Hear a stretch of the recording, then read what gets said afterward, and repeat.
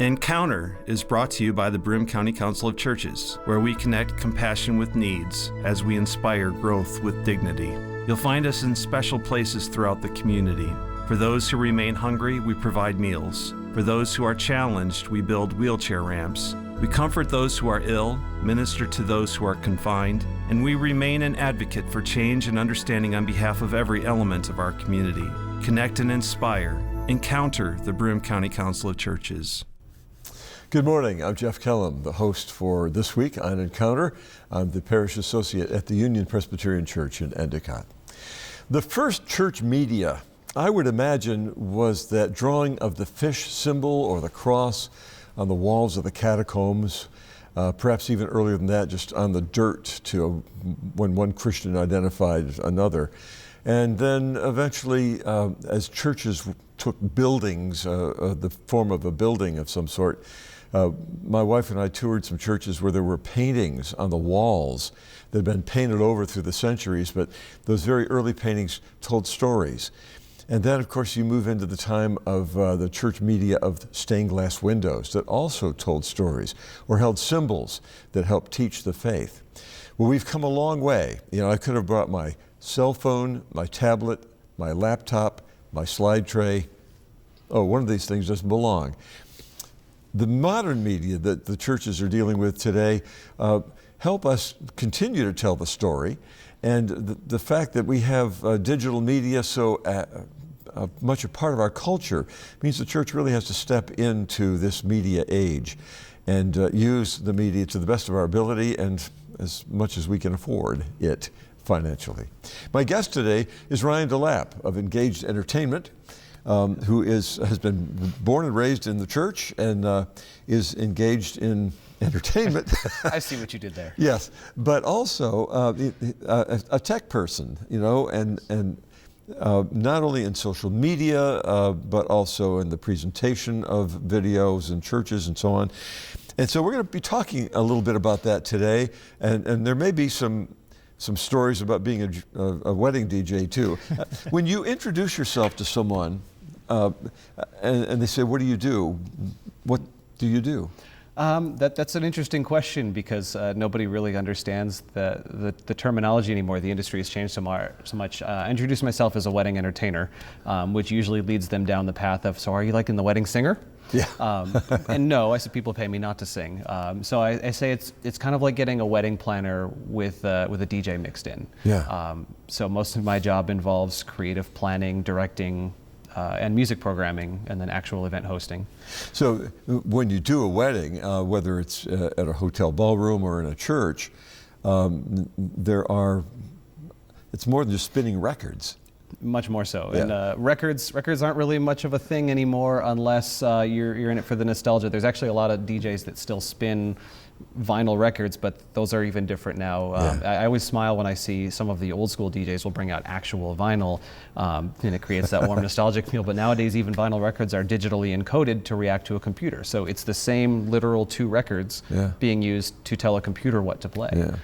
And there's more to it than just playing the music, because I know you do photo booths, and it's a whole experience. It really is. Yeah. We provide photo booth rentals, decorative lighting, computer-controlled lighting, designer monogram projections, custom video production, slideshows.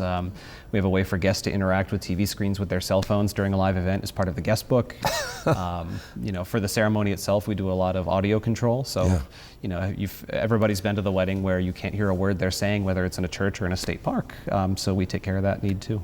How are the rules different in churches than they would be in other places? Well, that really depends on the church. A lot of the church rules are dependent on who's in charge and what the governing rules of the church are. Protestant churches tend to be a little bit more open with what they allow. Generally speaking, I don't take too much of an active part in a church for a wedding because most churches have at least some passable form of audio control now. They have lighting. Where if you're outside in a natural environment or a barn or a park, you don't have that luxury, so you need some kind of artificial enforcement. We did video production for a very short while at weddings, and there's usually different rules about where you can and can't go. you have to always be respectful of the physical structure of the church, what places are considered holy, and you don't want people with cameras just taking over every single square inch of the church space. Sure. And I run into that typically more with a Catholic church, where there are many more areas that are reserved for holy sacraments versus in a Presbyterian church per se. Right. Yeah. As the pastor, past pastor of churches, we had rules. We had a wedding policy that said this was allowed, this was not allowed. And when people started asking for video, we had to redo the thing, because we thought, well, it's one thing to have a camera in the balcony shooting down, and then somebody says, well, now we're not going to be able to hear, so we need to run microphone cords and that kind of stuff. And you think, well, I guess you have to. But then there's somebody who crossed the line and said, I'm going to have to put lights in the choir loft shooting toward the congregation so I can get the wedding couple. And I said, sorry, but this is a worship service. We consider our weddings in worship space. And I don't want spotlights. These were big quartz lights back in those days, shooting at the congregation. So you always wind up, and not just with video people, but photographers as well. There are certain rules. You don't want the worship space invaded by, somebody who wants to save the event or record the event. But these days, you don't need the lights anymore, pretty much, in a lot of places. To a degree, and some of the spaces have more up-to-date lighting, which makes it easier, but some of the more historic buildings still rely on a lot of natural light through stained glass windows, which creates this beautiful ambiance in the room, but it makes it very difficult for video capture. Photo has the benefit of flash photography that they can use periodically, but a video is going to require constant lighting, which does pose some of that invasive risk. Right. So, yeah, unfortunately, that's a challenge they just have to overcome. I admire some of the best photo and video people I've ever worked with are great at disguising their lighting, disguising their technology so that you don't know it's there. Yeah. I have photographers I work with regularly that it's a joke that we can sneak up on each other and I don't know that they're there, and all of a sudden these magnificent pictures appear and nobody knew they were standing where they were standing. Exactly. And this is not just for weddings. It applies to the invasion of media into our sanctuaries. There are many churches now that have broken down the boundaries and barriers. They have a big screen, for example, that is either always there, perhaps blocking some magnificent architecture, interior design architecture. And sometimes the screens appear, which is great if they could roll down or whatever.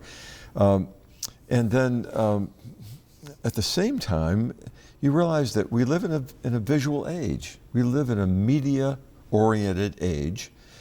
And so when people come into a church, maybe they do expect a little bit more than a regular worship service with a 20-minute presentation verbally, if orally, in a sermon. I know that people have gotten used to ministers telling stories. Well, what if you told the story by running a piece of video? Tell me a little bit about how a church makes that transition from no media whatsoever, except perhaps a PA system. And now let's say we want to stream a report from a missionary in Africa, reporting back to the congregation. That can be done live, and it can be done with video. It absolutely can. What does it take to do that? Well, there's a lot technically that it requires to get started. But focusing more on the people, I think, is the trickier part, because there's mindsets that get in the way. Younger generations, millennials to a large degree, but even now the younger folks that are coming up, the newer generations, they're born into technology. They don't know life before computers, and some of them now don't know life before cell phones. Yes. So they expect a level of that engagement. They don't understand what life is like without a screen. So to look at paper bulletins, for example, is something that might be uncomfortable for them, or at least something very different from the world they know outside. So you've got another generation, though, that's all they know is the paper and the books, and the technology exists in the secular world, but that's not what their worship experience has been their whole life. And so getting that mindset to start easing forward for the sake of attracting the younger folks to keep the church alive is the hardest mindset to overcome. Yeah. And there's two camps of people that I've really found very prevalent. There's the people that really want to embrace it and move forward to keep that younger generation coming into an active church. And there's the generation that wants to fall back on old tradition. And I guess I maybe say generation inappropriately, because it's not always an age thing. I think it has more to do with your experiences, your upbringing, and what you're used to. Because I've seen folks that are much older that embrace it very quickly, and folks my own age say no thanks. Yeah. So I think it just has to do with what you're used to. I think you've made a good point that we don't want to just say this generation is open to digital media in the sanctuary, and this generation doesn't. I remember doing a rock service with some young people in a church. It was in Tinkling Springs, Virginia, of all places, and a friend of mine had invited me to come and do a youth-oriented service, and they had a rock band that the kids had put together, and it was a wonderfully uplifting service. And when the service was over, people come through and shake your hand. One young person came up to me and said, "I didn't really think it was like church today. I didn't get much out of this today. It was more like a show." And then an older person came up to me, and I'm talking elderly. I was quite young at the time, so I could say, and she said, "I think it's wonderful that the young people got their Sunday and were able to worship in the way that they felt comfortable today." So it is a different mindset. It's not just the number of years we've lived, but our openness or our desire to have church be the way we expect church to be. And we don't expect it to be like a TV show. Right. And managing expectations is always the trickiest part. And in the way to get to things like introducing streaming, for example, you have to identify what your end goal is first. You can't just bring the technology in for the sake of having it, because that's going to scare away too many people. You don't want to have something just to have it there. You want to know what your end goal is. Yes. So a lot of folks I found in our experience in a more conservative environment are afraid of having, as you put it, these giant screens that block beautiful pieces of architecture, especially in a historic building. So you have to know, what do we want to do with that thing first, and then how do we set it up? Where can we put screens, for example, in a way that it's not going to take away from the beauty of the room? Are they going to be camouflaged? Are they going to be retractable? Are they going to be projectors, or do we have TVs hiding somewhere in the room? Audio is a big thing. Accessibility is a huge thing. One of my soapboxes, as it were, is audio and making sure that everybody can be part of the experience through listening. I'm in my mid-30s, and because of my 21-year DJ career, and a lot of them being young and very dumb, have already suffered some hearing damage. Yes. That I work really hard to overcome every day for the sake of my young children who love mumbling in the back seat. So I'm very sensitive to the fact that there are people in this room that can't hear everything that's going on, or people that are not elderly that might need support. So, being able to route audio in 5 different ways to make sure that everybody can enjoy the experience in their own way that is comfortable for them. Introducing hearing aid loops is kind of another project I want to tackle soon. A lot of modern churches are installing that because there's people of all ages that need that extra hearing support, whether it's because of external damage, whether it's a biological condition they suffer. They just can't hear the way most able-bodied people can. So why should they be left out? Yeah, the theater world has been using the loop for a long time, and what we're doing in church is an oral experience, often with music and with the worship leadership and the preaching. It's a listening atmosphere. It's also, however, as I mentioned at the beginning of the program, a visual atmosphere. So being able to hear and then finding ways for us to speak to a generation that's screen-oriented. This is a real challenge for churches to overcome because it's expensive. What does the loop cost, for example? Have you done some research into? I've done marginal research. They can run thousands and thousands of dollars depending on the scope and the magnitude that you're looking at. For a smaller room, obviously, it wouldn't be that expensive. You look at what's installed a cashier's checkout, for example, it's not bad. But if you want to put a whole theater in, you're looking at a very serious price tag. So sanctuaries are not a small scale. Right. And so you'd have to look at how many people do you have that could benefit from that? And do you want to be that place that can say, yes, we want to welcome you in because we offer this? Yes, right. A lot of churches, when they have an ad, will have the little wheelchair logo that we're handicapped accessible. That means physically you can get into the building, but you also have to have that hearing support so that people can really participate. Our guest today on Encounter is Ryan DeLap of Engaged Entertainment. We haven't talked about the misadventures of the wedding DJ yet, but we're talking about right now media in the church and how it both supports what's already there. That would be amplification of the voice from the preacher in the pulpit or the priest, but also moving into more creative ways. I mentioned streaming a missionary from some other part of the world that can be done live. I also just learned about a series of short films that are being produced according to the lectionary year, so that every Sunday this 4 to 6 minute film, and I've seen a couple of them, they're quite well done. They're designed to be used, for example, in a sermon, so that the preacher is talking and talking about a particular text, and then they say, I just saw this story and I'll share it with you now. And then up comes this short video, and then you go back into your sermon.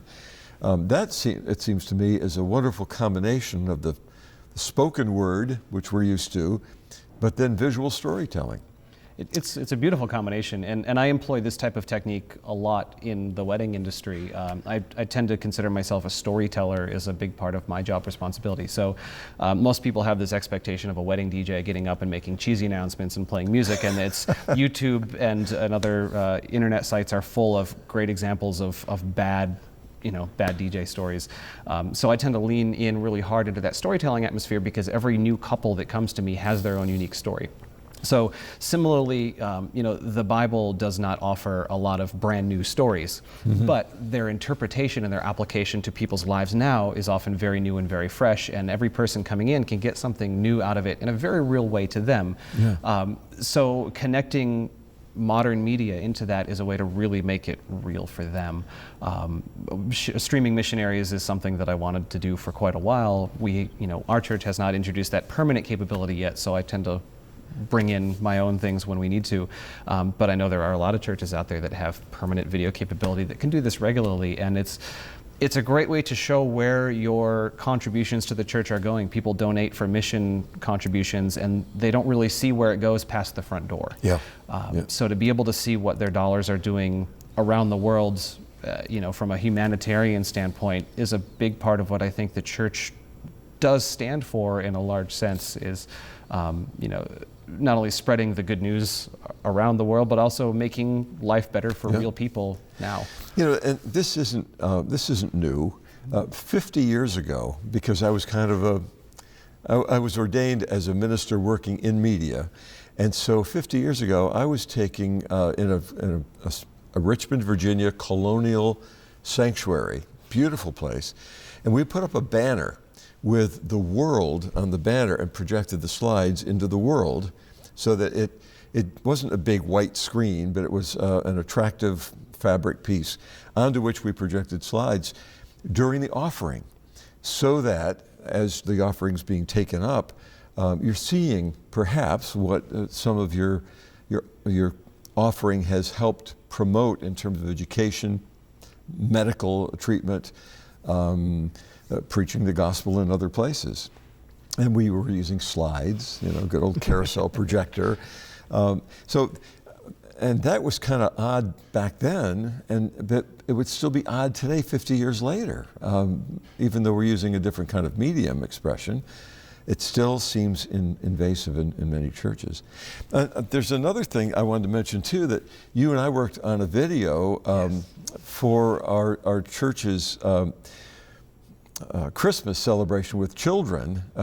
Talk a little bit about, this was a few years ago. Yeah, it was 5 years ago. 5 years ago. My son, who played baby Jesus, is now 5.5 years old. Right. This was a wonderful application of technology in a church, because a lot of churches struggle with keeping an active youth population. So to have a full-fledged pageant is tricky sometimes. In our church in particular, everybody's got busy lives, so it's hard to produce a full-scale theatrical event like when I was growing up. So a video is a great way to show something that's awesome on a smaller scale, And it's very comfortable for the kids because, they're growing up now in a world where anybody can be a video star on the internet. So this kind of gets them introduced into that world, and they feel like they can be that star for a moment in a context that's sharing these amazing stories with them. And that was one of the coolest experiences I think we've ever done.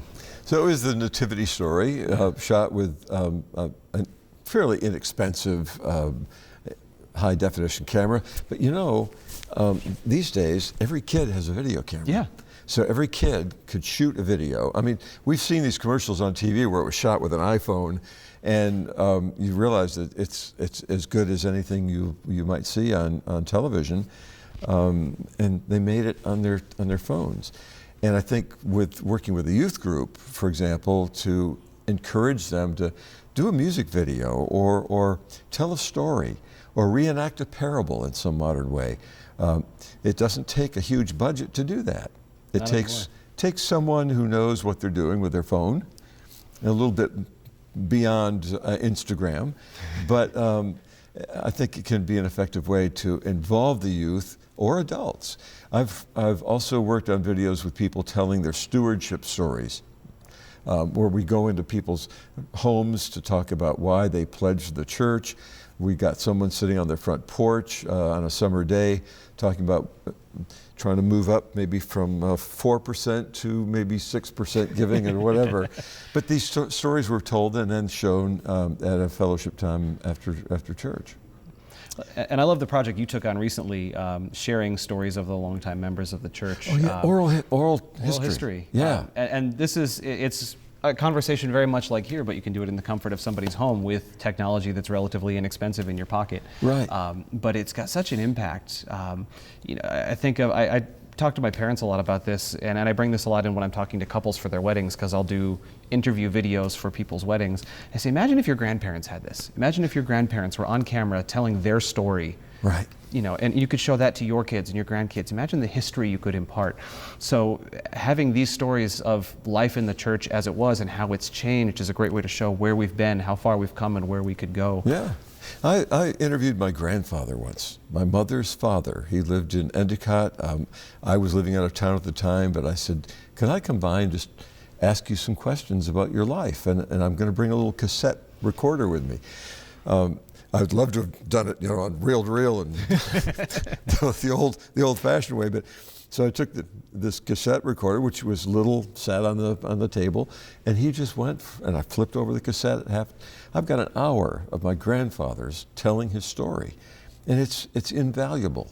Well, nowadays, you take the cell phone, and do the video, which would be even more attractive, enticing, helpful to keep in touch, Yeah. So churches can do this too with telling their stories, and I think that's one of the reasons that I wanted to have you on, to kind of brainstorm all the different ways that we can do. All right, now I want to hear some ugly DJ wedding stories. Oh, I don't know if many of the ugly ones could go out on television. Right. One of these days, a lot of my friends and I say we're going to write a book. Yeah. So I think maybe in my retirement years, we're going to write a book of all the ugly stories. People do amazing things when alcohol's involved. Let's just say that. I say that I get to see people at their best and their worst in the same night. Yeah. But I try to think back on the happier emotional things, because I consider it an honor that I get to be part of these milestone events in people's lives. It's not like going and doing a school dance or a birthday party where this can happen year over year. Nowadays, people can get married multiple times, but you would really like to believe that they're going to get married one time, and you want to make it something that's special and memorable, or an anniversary celebration when somebody's been married for 50 years and they're commemorating that milestone. These are times when whole families get together from great distances.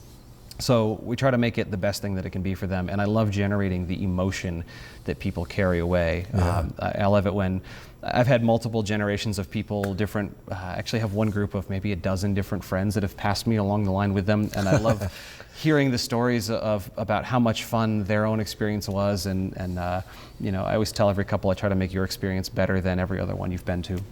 And I think back to some of these videos that I've used, incorporating the technology, playing a couple's story, interviewing them like this. I had one couple that I spent 2 hours interviewing them on camera, and I had to distill it down painfully to a 10-minute video. Yeah. And there was so much good material with them because their story was so rich. And that was a tricky one for me because I had caught a really bad sinus infection. So it took me about 6 bottles of water and half a bag of cough drops just to get through introducing the wedding party. But I had a 10-minute reprieve where I played this video, and as I ducked behind my console to chug a bottle of water, I looked up, and watching the emotion on the bride's dad's face and the tears welling up as he's hearing his daughter tell this story, that's the stuff that makes it worth it, because you're using people's own words in a very modern way to connect them with the rest of their family. It used to be that we used video simply to record the event. And then people on their 10th anniversary would go back and look at it and see the people who were there in the wedding party. But now the video is part of the event because it does help them tell their stories. And it can be very emotional, you know, especially for the parents of the bride and groom.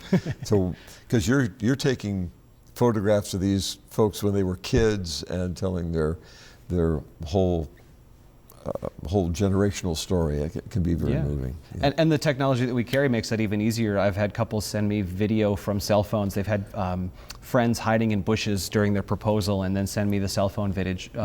And then when I'm telling their story on the dance floor, I can click a button, turn around, and on the screens behind me is them proposing in real time, and the look on people's faces around the room. The emotion gets very raw and very real. Yeah. I actually had a guest one time ask the couple who hired Nicholas Sparks to write their story, which I thought was quite a compliment.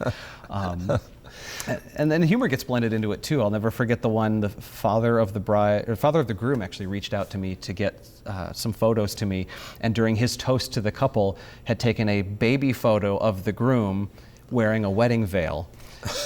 And then said, thankfully he outgrew that phase, because imagine how that would look today. And he had photoshopped the groom's adult beard onto the baby photo, which set the whole room in a blaze of hysterics. Yeah. You know, those memories are really prized. You learned part of your video experience here at Channel 12. Right here in this room, actually on the other side of that wall, about over 20 years ago is where I learned to edit video. Right. I envy the tools that the young folks have now, because it's a lot different nowadays. Yeah. And Ryan DeLap has been our guest today on Encounter. He is also, I'm a video volunteer to host this program, and he has volunteered his equipment and his personality for the Chow Walks, and maybe in other times too, helping out the Broome County Council of Churches, which is a producer of this program along with WBNG Television. So our thanks to WBNG and to the Town Square media stations for playing back the audio portion of the program on the radio stations. I'm Jeff Kellam. Thanking you for being with us on this week's Encounter program, and encouraging you to join us again next week. In the meantime, I hope that you'll be gentle with people and with yourself.